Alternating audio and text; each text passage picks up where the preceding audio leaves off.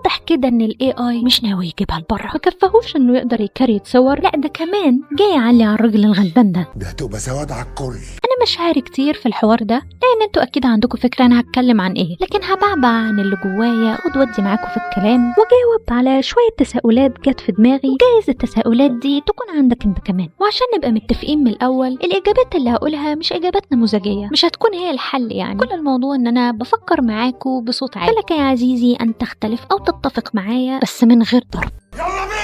اول ما الاي اي اتطور وبقى فيه خاصيه الصور، كل الناس جريت عليه عشان تجربه عادي. ترند ظهر والناس حبت تجربه زي اي ترند، وهي مساله وقت وهيروح لحاله. لكن اللي ما كناش عاملين حسابه ان في ناس هتستلوح وتستخدمه في انه يعمل لها رسومات وترجع تنشرها على اساس انها من صنع ايديهم. الكلام ده كان بيحصل في الاول خالص لما الاي اي كان لسه بكيسه، لكن بعد ما فهمنا الاي اي بيشتغل ازاي وبقينا نفقس الرسمه الاي اي من اللي مش اي اي، الموضوع هدي شويه. مش عارفه اذا كان في ناس لسه بتعمل كده ولا لا. الناس دي اصلا بالنسبه لي مش مفهومين. الرسم في الاول وفي الاخر هوايه، اي حد بدأ فيه حتى لو هو بيكسب منه فلوس دلوقتي، هو كان في الاول بالنسبه له هوايه. فانت بترسم عشان انت بتحب الرسم ودي هوايتك المفضله، فايه الحكمه يعني من الاي اي يعمل الهوايه دي مكاني؟ الا اذا الهدف مش ان انت ترسم، ولكن الهدف ان انت تكون مشهور او مؤثر في حاجه معينه او بطريقه ما، فبياخدوا طريق الاسهل والاسرع اللي يخليهم يوصلوا للشهره وللناس بسرعه من غير مجهود كتير. انا عاجي معاكم كده. احنا بس اللي حظنا وحش والموضوع جه في الرسم. يعني انا متاكده لو كان الاي اي بيعمل اي حاجه تانية غير الرسم، كانت الناس دي برضو عملوا نفس الموضوع. فده جابني لاول سؤال او فكيره جت في دماغي، هو احنا كده خلاص كل من هب ودب هيبقى رسام؟ الاجابه هنا تويستد شويه، هي ولا في نفس الوقت.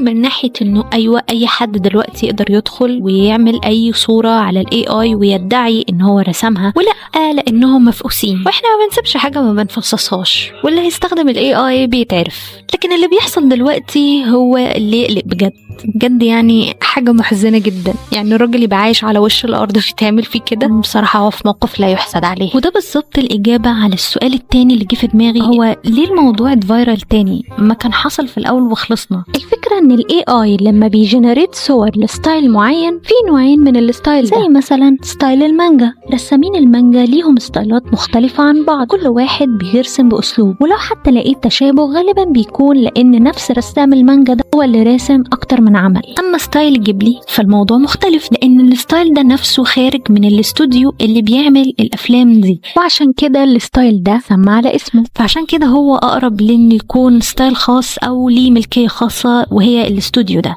تاني مشكله واللي مخليه الموضوع أرخم هو إن الناس اللي بتعمل الترند ده وبتحول صورها لستايل جيبلي ناس مش عايزة شهرة ولا فولورز زي ما قلت من شوية. هم ناس عادية جدا مش في نيتهم أي حاجة، هم بس ماشيين ورا ترند زي ما بيحصل مع كل ترند. وأنا عارفة إن الموضوع ده حبة وهيهدى، بس حقيقي الراجل ده صعبان عليا، هو في موقف لا يحسد عليه. لما حطيت نفسي مكانه وفكرت إزاي الواحد ممكن يشقى ويتعب عشان يعمل لنفسه اسم أو ستايل في أي حاجة مش بس في الرسم، ويجي AI حقير ياخده على الجاهز، وكل من هب ودب خلاص بقى يعتمدوا شايفين إنه مش من حقك أصلا إن أنت تعترض. فده خلاني أسأل السؤال الثالث، واللي هو السؤال اللي كلنا سألناه لنفسنا: هل نكمل في الرسم ولا راحت عليه؟ مين ده اللي راحت عليه؟ مفيش الكلام ده، أنا عايزك أسد كده ولا يهزك. وبعدين تعال نفكر فيها، هل انت سمعت عن اي رسام وخصوصا المحترفين اللي دخلهم الاساسي من الرسم والاي اي بيهددهم هم بجد طلع وقال انه هيبطل رسم او يعتزل؟ خلاص انت قلقان من ايه؟ لما يبقى يا سيدي كل الرسامين في العالم يعتزلوا نبقى نشغل نفسنا بالموضوع ده ونفكر فيه. اما بقى لو انت لسه مبتدئ وشايف انها مش جايبه همها، وانا ليه اتعب نفسي واتعلم الرسم اصلا، انا لسه في الاول، ما بلاش منها احسن خالص الموضوع ده. تسأل نفسك السؤال الكليشيه: هو انت بترسم ليه؟ هو انت بترسم عشان الناس تسقف لك وتقول الله ايه الحلاوه اللي انت راسمها دي، ويقعدوا بقى يصدعوك برسمني ارسمني ارسمني، ولا عشان انت بتحب الرسم وبتستمتع بيه؟ اجابه كليشيه برضو، بس دي الحقيقه. يبقى ما توجعش دماغك في تحليل الامور، وطول ما انت بتستمتع بالرسم ارسم وانبسط وما تفكرش في الجاي. يا عم فرفش دي وزقطت وفرفش وزقطت. طب بما ان ال AI بقى امر واقع، هل ممكن نتقبله كرسامين؟ وهل لو تقبلته ابقى كده منافق؟ لو هنتكلم مثلا على ChatGPT، اعتقد ان احنا في الاول خالص ما كناش متقبلين، كنا شايفين ان هو تهديد لمستقبلنا في مجالات كتير، وفعلا كان في ناس بتطلع تقول محدش يكتب حاجة على ChatGPT عشان ده بياخد المعلومات وبيتعلم منك وهكذا. لكن فاست فورورد دلوقتي مفيش حد ما بيستخدمش ChatGPT او ال AI بشكل عام، من اول الناس اللي بتستخدمه في شغلها بجد لحد الناس اللي بتتعامل معاه على انه ثيرابيست. فنقدر نقول ان احنا ما تقبلناهوش قد ما ان هو بقى امر واقع. وفكره ان انت تغرد لوحدك دي وتقول لا انا معترض انا مش هستخدمه، محدش هيقولك حاجه، بس مش هتقدر تمنع الناس ان هم يستخدموه. فلو انت حابب تتقبله او ما تتقبلوش دي حاجه ترجع لك. فهون على نفسك وافهم انك لو اخترت انك تتقبله فانت مش منافق، ولو اخترت ان انت ما تتقبلوش فمحدش هيديك جايزه على كده. نيجي بقى للسؤال الاخير، هل ال AI ممكن يكون ليه لازمه للرسامين بالذات؟ يعني بالبلد كده هل ممكن نطلع منه بأي مصلحة بما انه كده معانا، بس تكون مصلحة مفيدة؟ انت لو عايز ترسم وضعية جسم معينة لشخصيتك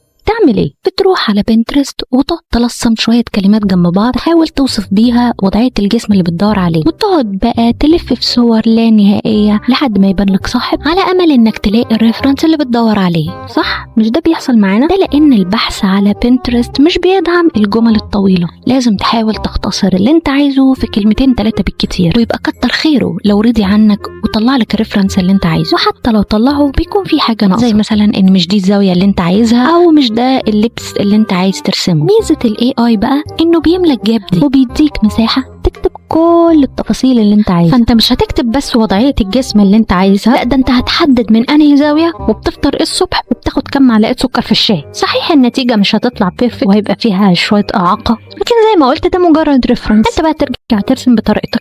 سامعني؟ هنرجع نرسمها من الاول خالص. زي ما قلت لكم الفيديو ده كده مجرد دردشة اخرج فيها الافكار اللي عمالة تنونو في دماغي، وجايز تكون بتنونو في دماغكم انتوا كمان، لان انا متأكدة ان في ناس كتير دماغها عمالة تودي ونجيب وحاسة انها لوحدها في الموضوع ده، خصوصا الرسامين اللي لسه في اول الطريق. لكن احب اقول لكم ان انتوا مش لوحدكم، احنا في الهوا سوا. وبس ده كان رأيي بصراحة في الموضوع ده، وإجابة على كام سؤال كده من منظور الشخصي الغير مهم على الإطلاق. لك أن تتفق أو تختلف معايا، أنت حر، بس ما تنساش تقول لي رأيك في الكومنتات، وهل إذا كان عندك أسئلة تانية بتدور في دماغك.